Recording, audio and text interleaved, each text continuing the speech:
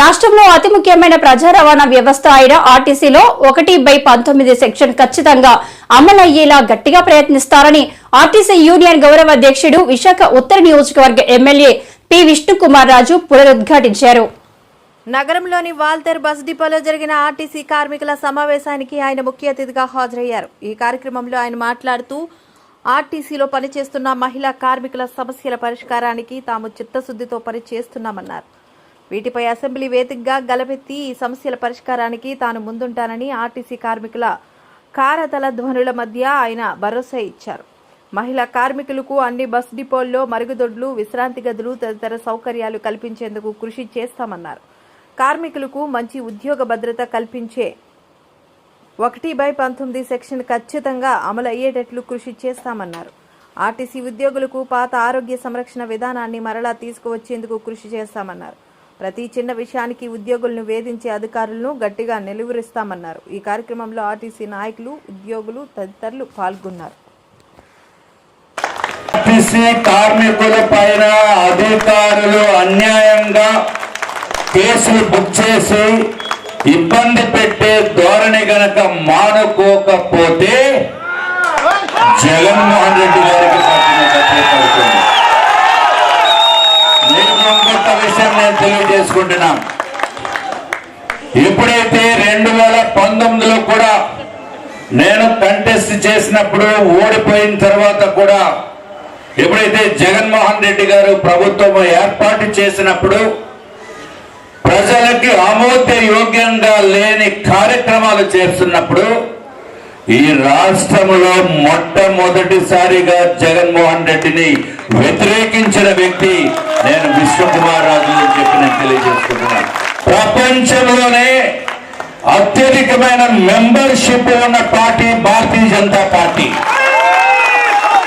ప్రధానమంత్రి నరేంద్ర మోడీ గారి నేతృత్వంలో భారతదేశంలో ప్రతి ఒక్క ఇంటికి కూడా టాయిలెట్ ఫెసిలిటీ ఉండాలి, ప్రతి ఒక్కరికి ఇల్లు ఉండాలి అనే కార్యక్రమం చేపట్టిన పార్టీ భారతీయ జనతా పార్టీ.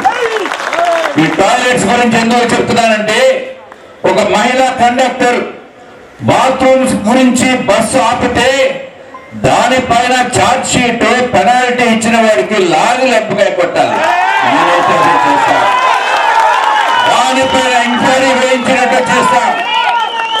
పాత ప్రభుత్వం పోయింది, దుర్మార్గపు ప్రభుత్వం పోయింది, మంచి ప్రభుత్వం వచ్చింది అని మేము 100 రోజులు జరిగిందని చెప్పి మేము కార్యక్రమాలు చేస్తున్నప్పుడు మీకు జరుగుతున్న అన్యాయాన్ని వింటే నాకు ఎంతో బాధగా ఉంది.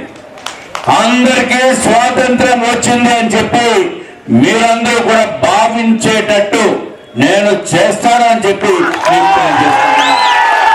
చంద్రబాబు నాయుడు గారు గౌరవనీయులైన ముఖ్యమంత్రి, అట్లాగే జనసేనకి పవన్ కళ్యాణ్ గారు leader of the party, Bharatiya Janata పార్టీకి మీ వరకు గౌరవాధ్యక్షుడిగా ఉన్న విష్ణుకుమార్ రాజు గారు భారతీయ జనతా పార్టీకి లీడర్గా ఉన్నారు.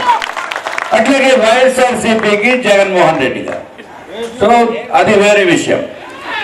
ఏది ఏమైనా ఈ రాష్ట్రంలో కూటమి ప్రభుత్వం 3 నేతలు ఉన్నారు. ఒకటి చంద్రబాబు నాయుడు గారు, రెండోది పవన్ కళ్యాణ్ గారు, మూడోది మీకు కొమ్ము కాసే విష్ణుకుమార్ గారు.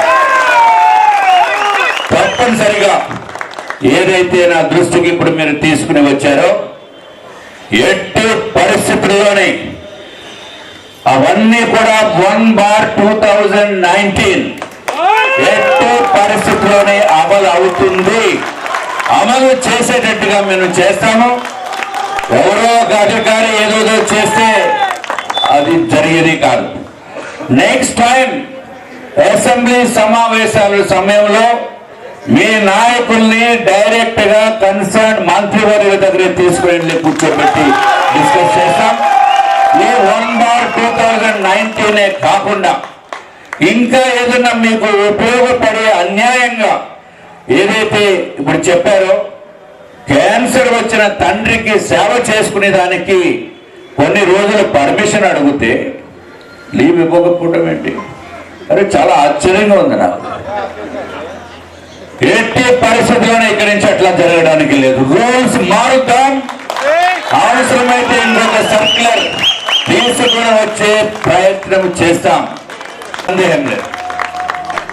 అట్లాగే ఇంకా వచ్చే అసెంబ్లీలోనే మళ్ళీ ప్రత్యేకమైన దృష్టి పెట్టి ఈ 1/2019 ని ఇంప్లిమెంట్ చేసేదానికి ఖచ్చితంగా అవుతుంది. అంతవరకు కూడా అవసరం లేదు, నేను ఇప్పుడే మంత్రివర్యులతోటి మాట్లాడతాం. అట్లాగే ఏదైతే ఏపీఎస్ ఆర్టీకి చైర్మన్ గా నియమితులైన కొనకల నారాయణ గారు మాజీ పార్లమెంటు సభ్యులు, ఆయన కూడా నాకు మంచి మిత్రులు. తప్పనిసరిగా చైర్మన్ గారి దృష్టికి కూడా తీసుకుని వెళ్దాం. మనం చేద్దామనుకుంటే తప్పనిసరిగా చేస్తాం, దాంట్లో మీకు డౌట్ అవసరం లేదు.